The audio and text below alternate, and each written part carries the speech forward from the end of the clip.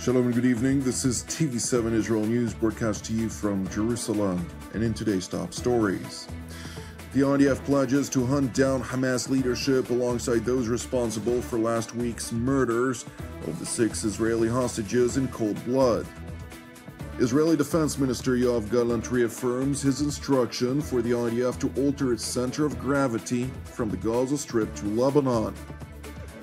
The United States, France, Britain, and Germany announced sanctions against Iran over the transfer of ballistic missiles to Russia. Israel will not falter until all of the Hamas terrorists responsible for the murder of Israeli civilians are eliminated. In a heart-clenching video, IDF spokesman Rear Admiral Daniel Hagari showcased a subterranean hideout where Hamas held 6 Israeli hostages and subsequently murdered them early last week. The entry into the subterranean passageway was blatantly located in what appeared to be a children's bedroom. הפיר יורד אל תוך האדמה כ-20 מטרים באמצעות 4 סולמות נפרדים. משם הוא מתחבר למנהרה צרה ונמוכה ללא חדרים, שאורכה כ-120 מטרים ובסופה דלת ברזל חסומה. בחלק הזה של המנהרה הוחזקו ונרצחו החטופים. Admiral Hagari visiting the place where Hamas forcibly held the hostages, including Helsh Goldberg Polin, who held dual Israeli and American nationalities, and Alex Lobanov, who was a citizen of both Israel and Russia. זאת מנהרת מעבר, היא לא מנהרת חדר. זאת מנהרה שאי אפשר לעמוד בה. אי אפשר לעמוד בה ישר עם גב זקוף. הלחות פה קשה מאוד למחיה. Amid operational activity above ground, absent intelligence regarding the location of the 6 Israeli hostages, the heinous Hamas terrorists holding the hostages captive murdered them in cold blood before fleeing the scene. פה היו הרגעים האחרונים של הירש, של עדן, של קרמל, של אורי, של אלמוג ואלכס. כאן הם נרצחו באכזריות. Admiral Hagari went on to stress in an expanded press briefing that the IDF won't cease until those responsible for the abhorrent murder are located and eliminated. אנחנו בודקים את החומרים וממצים כל קצה חוט על מנת להגיע למחבלים שאחראים לרצח הנפשע. נמשיך להילחם בנחישות מול חמאס ולחסל את המפקדים והמחבלים בכל מקום בו הם יהיו. Amid intensified cross-border hostilities along Israel's northern front, in which Hezbollah launched over 100 rockets and unmanned aerial vehicles toward Israel in the past 24 hours alone, the IDF is seemingly intensifying its aerial bombardments of the Iranian proxy throughout southern Lebanon. לצד המשך הלחימה בעזה, אנחנו ממשיכים לפעול בעוצמה בגבול הצפון. הבוקר, בתקיפה נרחבת של מטרות חיזבאללה בלבנון, תקפנו מפקדה צבאית ואתר לייצור אמצעי לחימה של חיזבאללה. בנוסף, חיסלנו מפקד בכוח רדואן של חיזבאללה. אנחנו ממשיכים לפעול בעוצמה, ואנחנו ערוכים עם תוכניות מבצעיות, ונפעל בהתאם להנחיות הדרג המדיני. Turning to the field in the northern arena, where Israeli Defense Minister Yoav Gallant initially commended the deployed forces along the northern front and reinforced his unequivocal instruction on the IDF to transition the so-called center of gravity from the Gaza Strip to Lebanon. ראשית אני רואה את האנשים, פגשתי את המפקדים, ואני מתרשם גם מהנחישות, גם מהרמה המקצועית הגבוהה, וגם מהדבקות במשימה שנמשכת פה כמעט שנה, גם בצפון, גם בדרום. מרכז הכובד עובר צפונה.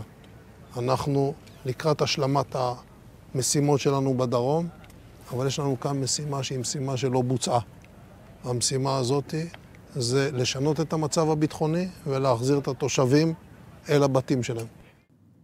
Jerusalem's top defense official further urged the troops to remain prepared as a full-scale Israeli offensive could happen at any given moment, especially when the enemy least expects it. אני את ההנחיות האלה שהיום אתם מחכים להם נתתי בדרום וראיתי את הכוחות פועלים אחרי 3 שבועות. יצאו לדרך, ביצעו את המשימה שלהם. זה יגיע גם כאן. ואתם צריכים להיות ערוכים ומוכנים לבצע את המשימה הזאת. ורמת המוכנות הגבוהה שהחטיבה וכל צה"ל הולכים וצוברים. אנחנו מסיימים לאמן את כל הסד"כ לקראת פעולה קרקעית בכל ההיבטים שלה, מהמסגרת הפלוגתית ועד המסגרת הפיקודית. והדבר הזה הוא חץ דרוך, מוכן לפעולה, אנחנו נדע מתי להפעיל אותו. אתם תעשו את כל מה שאתם צריכים, תנצלו את הזמן כמו שצריך. כי ברגע שזה מגיע, זה קורה. Meanwhile, in Washington, Pentagon Press Secretary Major General Pat Ryder highlighted the unwavering commitment of the United States to defend Israel, while stressing further Washington's continued commitment to de-escalate hostilities throughout the region. DoD continues to monitor the situation across the region and remains postured to support the defense of Israel and protect U.S. troops and assets in the region. Secretary Austin had the opportunity to touch base with his Israeli counterpart over the weekend to get an update on IDF operations, and we remain intently focused on de-escalating tensions in the Middle East while also remaining focused on securing a ceasefire as part of a hostage deal to bring all of the hostages home and to end the war in Gaza. General Ryder went on to highlight that the United States obtained evidence regarding Iranian shipments of ballistic missiles to Russia for use in the latter's war against Ukraine. Meanwhile, in London, Britain's Foreign Secretary David Lammy, in a joint press conference with his American counterpart Antony Blinken, emphasized that Washington and London are completely aligned, too, on the need to tackle Iran's malign activity in the region and beyond. And on the Middle East, we are completely aligned on the need to secure that ceasefire, completely aligned on the need to get the region onto a path to peace and reconciliation with a two-state solution at its heart, and completely aligned too on the need to tackle Iran's malign activity in the region and beyond. We're seeing a disturbing pattern of greater Iranian support for the Kremlin's illegal war, and we discussed today our shared commitment to holding Tehran to account for their undermining of global stability. Now, Tehran has long supplied deadly drones.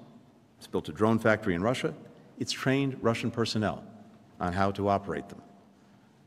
For some time, the United States has warned of an additional threat: the provision by Iran of ballistic missiles to Russia for use in Ukraine.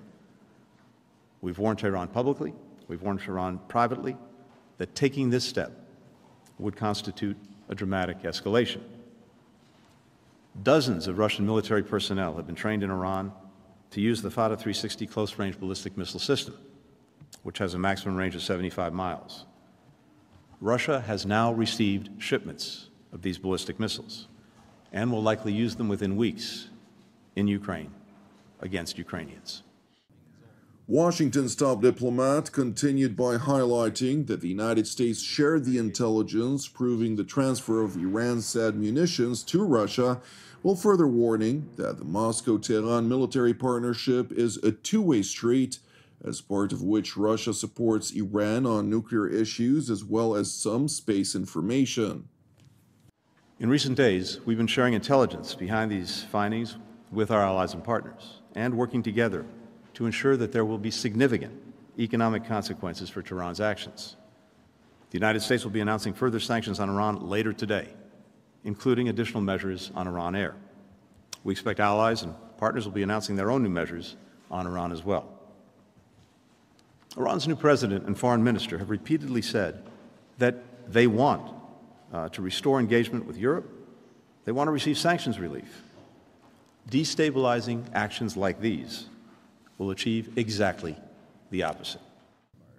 In light of this latest published revelation, the United States and the so-called E3, including Britain, France, and Germany, announced a list of sanctions against the Islamic Republic of Iran, a move warmly welcomed by Israel. אני מברך את ארצות הברית ו-3 על החלטתן להטיל סנקציות על איראן בעקבות העברת הטילים הבליסטיים האיראנים שמאיימים עתה על אוקראינה ועל אירופה. הנחיתי את משרד החוץ לפעול באופן מיידי מול האיחוד האירופי ומדינות נוספות כדי שגם הן יחליטו להטיל סנקציות נרחבות על איראן ולהכריז על משמרות המהפכה כארגון טרור. It is important to highlight that senior European diplomats have told TV7 on a number of occasions that the main obstacle that essentially prevents the designation of the Islamic Revolutionary Guards Corps at the European Union was no other than EU High Representative for Foreign and Security Policy, Josep Borrell. The European Union did not immediately respond, however, to TV7's request for comment. Thank you for watching TV7 Israel News. I would like to take this opportunity to thank all of you who've supported TV7 Israel, as our broadcast ministry is exclusively reliant on your generosity. On this same note, I would like to encourage you, if you're blessed by our productions and have not yet done so, please consider donating. You can do so via our website at www.tv7israelnews.com. Last, but certainly not least, pray for the peace of Jerusalem and redemption of Israel. I'm Jonathan Hessen, wishing you an Erev Mevorach, and God willing, we'll see you during our upcoming TV7 Israel updates. Until then, Shalom from Jerusalem.